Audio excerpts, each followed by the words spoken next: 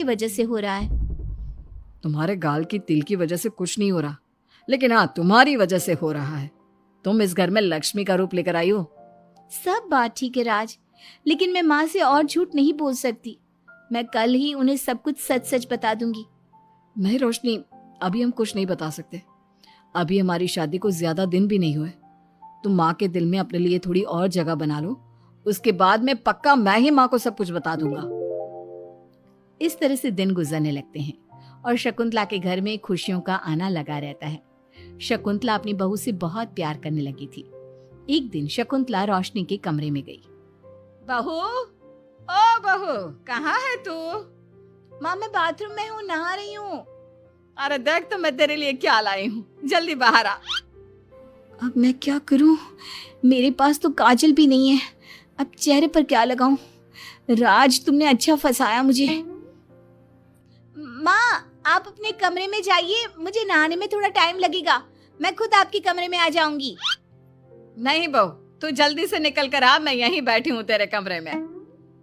जब रोशनी को इस बात का एहसास हो गया कि उसकी सास कमरे से नहीं जाएगी, तो उसने अपने गीले बाल एक तरफ कर लिए और बालों से अपना आधा चेहरा छुपाकर बाहर आई। बहू, नहा ली तुम? देखो, मैं तुम्हारे लिए नई साड़ी और गहने लाई हूँ। आज शाम को बहुत मेहमान आ रहे हैं, मैं तुम्हें सबसे मिलवाऊंगी। मेहमान किस लिए आ रहे हैं माँ? अरे तुम्हें राज ने बताया नहीं बहू? हमारी कंपनी इस साल नंबर 1 की पोजीशन पर पहुंच गई है और ये सब तेरी वजह से हुआ है।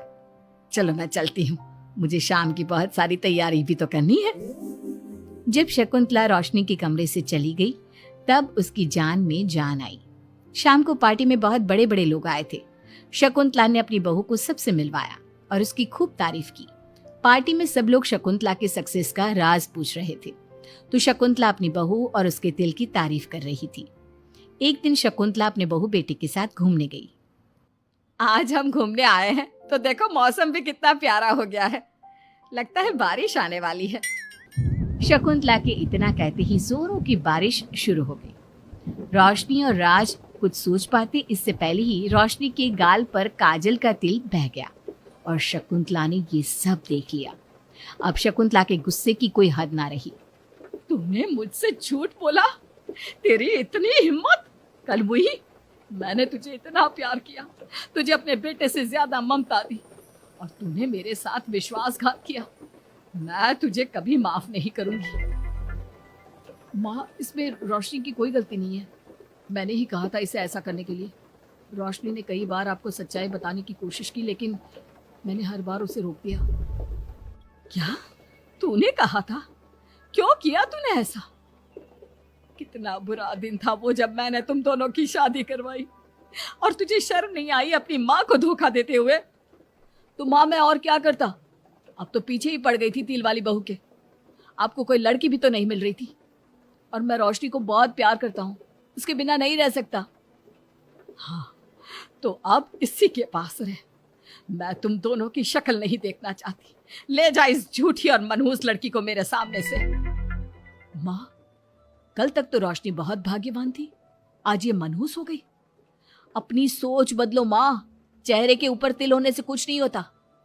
आपने देखा नहीं, रोशनी के घर आते ही हमारे सारे काम पूरे हो गए। आज हमारी कंपनी नंबर 1 है। अब कब अंधविश्वास करना छोड़ोगी? बेटे के इतना समझाने पर माँ को समझ में आ जाता है कि वो गलती कर रही है। शकुंतला अपने बहू बेटे को लेकर घर आ जाती है। अगले दिन शकुंतला रोशनी के गाल पर काजल से एक तिल बना देती है। राज और रोशनी शकुंतला को बहुत हैरानी से देखते हैं। तब वो कहती है, ऐसे क्या देख रहे हो तुम दोनों? ये तिल नहीं, काला टीका है, ताकि मेरी बहू को किसी की नजर ना लगे।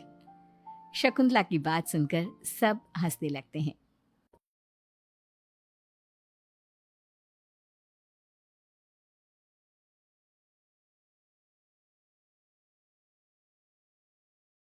में पहुंच जाना, पूजा में आपको ही बैठना है।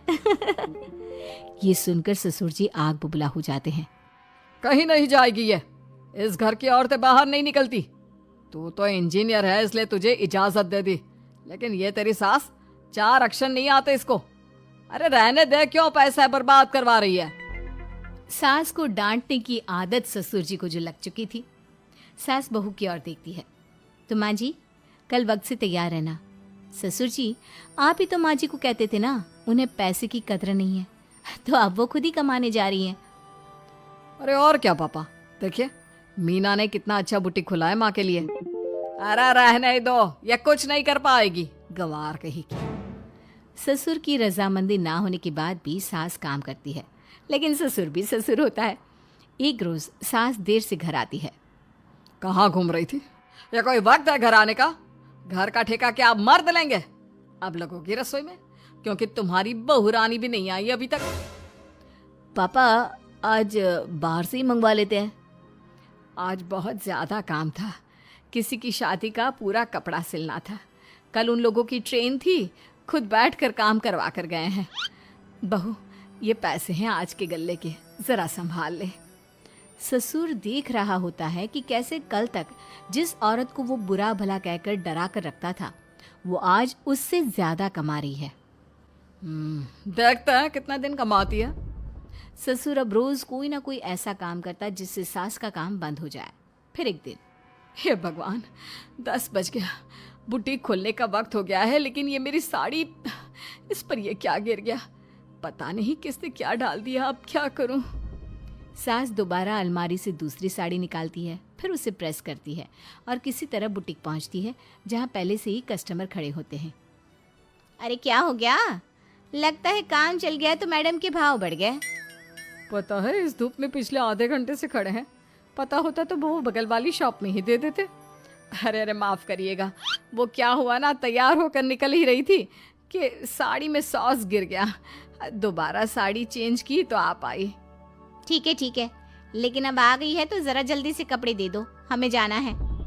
सास को कस्टमर की बात बुरी लगती है, लेकिन क्या करती, वो जल्दी से सभी को सारा सामान देकर विदा करती है। सारा दिन काम करती है। वो निकल ही रही थी कि एक कस्टमर आती है। जी, वो मेरी साड़ी है ना शादी की, उसका लहंगा बनवाना है। हाँ हाँ, क्यों नहीं, बनवा लो। शादी की साड़ी के साथ इमोशंस जुड़े होते हैं। बिल्कुल सही बोला आपने। परसों मेरी शादी की सालगिरह है, तो ज़रा बना देना। अरे नहीं, इतनी जल्दी कहाँ तैयार होता है शादी का लहंगा? कम से कम 4 दिन तो। देखिए, आप 2 दिनों में जितना कमाती है ना, वो मैं आपको 1 दिन में दे दूंगी। बस मेरी ये शादी की साड़ी का लहंगा बना दीजिए।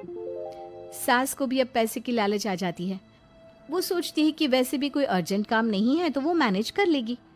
अब ठीक है, नाप दे दीजिए। औरत नाप देकर वहां से चली जाती है। सास सोचती है कि घर जाकर रात में काम करेगी। ये सोचकर वो उस औरत की शादी की साड़ी घर ले आती है। वाह, अब काम घर पर भी ले आ रही हो। हाँ, लेकिन घबराइए नहीं, घर के काम में कोई असर नहीं होगा। सास घर का काम करती है, बहू के साथ खाना बनाती है, खिलाती है, और फिर क्या बात है सासू माँ, बड़ी जल्दी जल्दी काम कर रही हैं आज। सास बहू को सारी बात बताती है। क्यों माँ जी, इतनी भी क्या मेहनत करना? अरे बात सिर्फ पैसे की नहीं है, बल्कि उस बेचारी औरत की इमोशंस की भी थी। ये उसकी शादी की साड़ी है ना। ससुर पास खड़ा सब सुन रहा था। अब देखो, बहुत काम करने का शौक है ना, कैसे भरे बाजार तुम्हारी दुकान खुद तुम बंद करोगी। जब सास पूरी रात काम करके सुबह लेटती है, मौका देखकर ससुर कैंची से साड़ी को काट देता है। अगली सुबह, चलो, कल आधा लहंगा सिला था, आज पूरा करके शाम को ही उसे उसका लहंगा सौंप दूंगी। लेकिन ये क्या, सास जैसे ही लहंगा उठाती है, लहंगा तो फटा होता है। वहीं ससुर छुपकर सास को देख रहा था। हाय रे, ये किसने किया? ससुर छुपकर हंस रहा था। बहू देख लेती है और ससुर के पास जाती है।